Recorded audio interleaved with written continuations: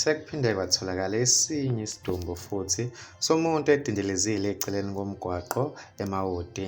Mbukeli, ake ngibingelele kanti engikuphathelezana kuleli hora zimi kanje.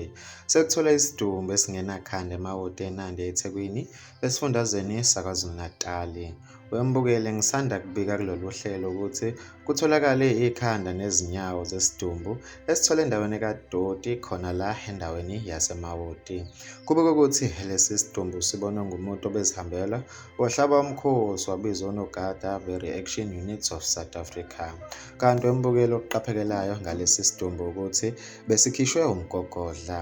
Wembukelo kwamanje ngeke kukhishwe izwi lokuthi ingabe lezi dumbu zihlobene yini, kanti wembukeli amaphoyisa asaphenya mayelana nalolu daba.